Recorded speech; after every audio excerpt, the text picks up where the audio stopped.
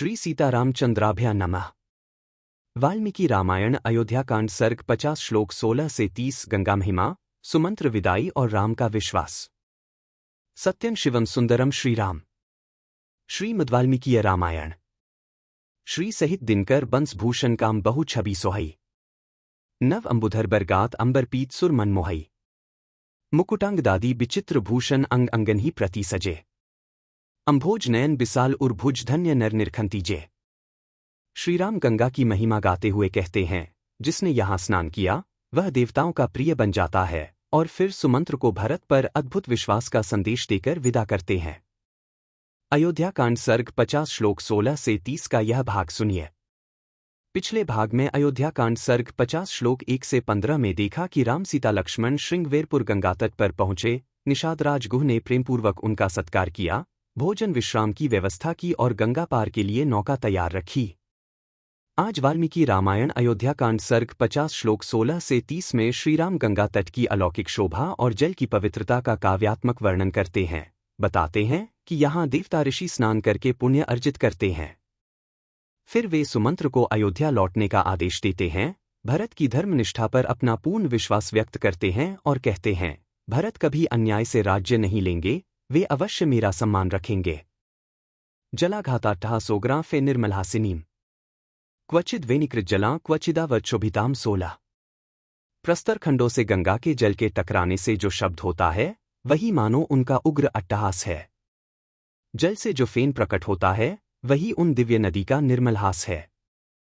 कहीं तो उनका जल वेणी के आकार का है और कहीं वे भंवरों से सुशोभित होती हैं। 16। क्वचित स्तिमित गंभीरां क्वचित वैक्समाकुलाम क्वचित गंभीर निर्घोषां क्वचित भैरवन्यः स्वनाम 17। कहीं उनका जल निश्चल एवं गहरा है, कहीं वे महान वेग से व्याप्त हैं, कहीं उनके जल से मृदंग आदि के समान गंभीर घोष प्रकट होता है और कहीं वज्रपात आदि के समान भयंकर नाद सुनाई पड़ता है। 17। देव संघाप्लुज्जला निर्मलोत्पल संकुलाम क्वचिदा भोगपुलिना क्वचिन निर्मल वालुकाम 18। उनके जल में देवताओं के समुदाय गोते लगाते हैं। कहीं कहीं उनका जल नील कमलों अथवा कुमुदों से आच्छादित होता है, कहीं विशाल पुलिन का दर्शन होता है तो कहीं निर्मल बालुका राशिका 18। हंससार संघुष्टा चक्रवाकुपशोभिताम सदामत्तैश्चविः गैर्भिपन्नाम निंदिताम 19। हंसों और सारसों के कलरव वहां गूंजते रहते हैं। चकवे उन देवंदी की शोभा बढ़ाते हैं। सदा मदमत्त रहने वाले विहंगम उनके जल पर मंडराते रहते हैं। वे उत्तम शोभा से संपन्न हैं। 19। क्वचित तीरुहैर्वरिक्षयमालाभिरिव शोभिताम क्वचित फुल्लोत्पलच्छन्ना क्वचित पद्मवनाकुलाम 20। कहीं तटवर्ती वृक्ष मालाकार होकर उनकी शोभा बढ़ाते हैं, कहीं तो उनका जल खिले हुए उत्पलों से आच्छादित है और कहीं कमलवनों से व्याप्त। 20। क्वचित कुमुदखंदैश्च कुड्मलैरुपशोभिताम नाना पुष्पजोद्वस्ता समदामिव च क्वचित 21। कहीं कुमुद समूह तथा कहीं कलिकाएं उन्हें सुशोभित करती हैं, कहीं नाना प्रकार के पुष्पों के परागों से व्याप्त होकर वे मदमत्त नारी के समान प्रतीत होती हैं। व्यपैतमल संघाता मणि निर्मल दर्शनाम दिशाक जैवनग जयमतैश्च वरवार्णयः 22 देवराजोपाद्यंश्च सन्नादित्वनांतराम। वे मल समूह पापराशि दूर कर देती हैं। उनका जल इतना स्वच्छ है कि मणि के समान निर्मल दिखाई देता है। उनके तटवर्ती वन का भीतरी भाग मदमत्त दिग्गजों, जंगली हाथियों तथा देवराज की सवारी में आने वाले श्रेष्ठ गजराजों से कोलाहलपूर्ण बना रहता है। प्रमदामिव यत्नेन भूषितां भूषणोत्मयः 23 फल पुष्पैः किसलैर्वृतां गुलमैर्द्विजैस्तथा विष्णुपादच्युतां दिव्यां पापा पापनाशिनीं 24।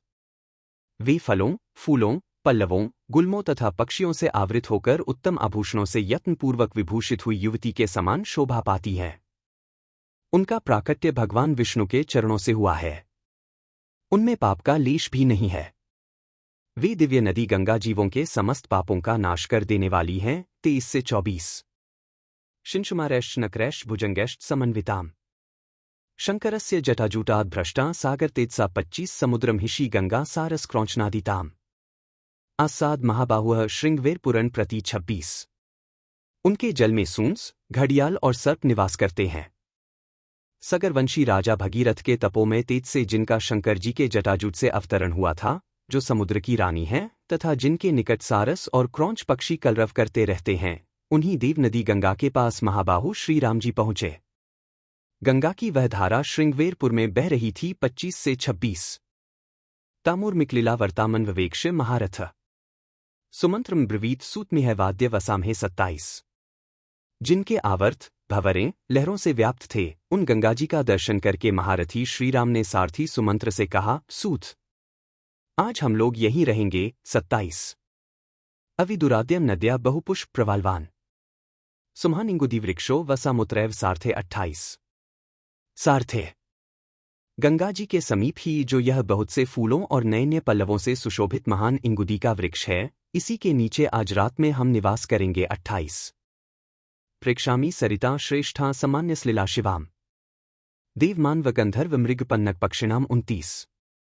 जिनका जल देवताओं, मनुष्यों, गंधर्वों, सर्पों, पशुओं तथा पक्षियों के लिए भी समादरणीय है, उन कल्याण स्वरूपा सरिताओं में श्रेष्ठ गंगाजी का भी मुझे यहाँ से दर्शन होता रहेगा। 29। लक्ष्मणश्च सुमंत्रश्च बाढ़मित्यव राघवम उक्त्वा तमिंगुदि वृक्षं तदोपयतुरयः 30। तब लक्ष्मण और सुमंत्र भी श्रीरामचंद्र जी से बहुत अच्छा कहकर अश्वों द्वारा उस इंगुदी वृक्ष के समीप गए। कल श्रीमद् वाल्मीकि रामायण अयोध्या कांड सर्ग 50 श्लोक 31 से 51 में देखेंगे कि भोर होते ही राम सीता लक्ष्मण गंगा पार करने की तैयारी करते हैं। वो अपनी निष्ठा सिद्ध करने के लिए नाव, धनुष बाण और सुरक्षा की व्यवस्था करता है। तब राम उसे भक्तिभाव की सच्ची परिभाषा समझाते हैं। इसके बाद सर्ग 51 में लक्ष्मण निषादराज के सामने भरत कैकेयी के विषय में अपना व्यथाभरा विलाप प्रकट करते हैं।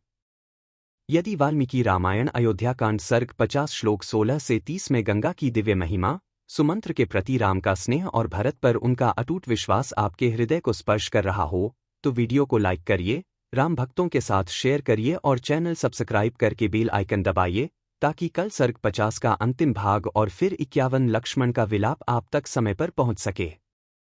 बार बार बर मागो हर्षी देहु श्रीरंग पद सरोज अनपाइनी भक्ति सदा सत्संग।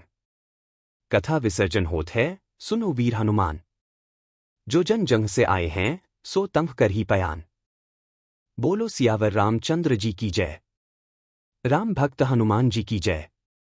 उमापति महादेव जी की जय। मंगल भवन अमंगलहारी द्रवहु सुतसरथ अजिर बिहारी। दीनदयाल बिरिदु संभारी हरहु नाथ मम संकट भारी। जय सिया राम जय जय सिया राम।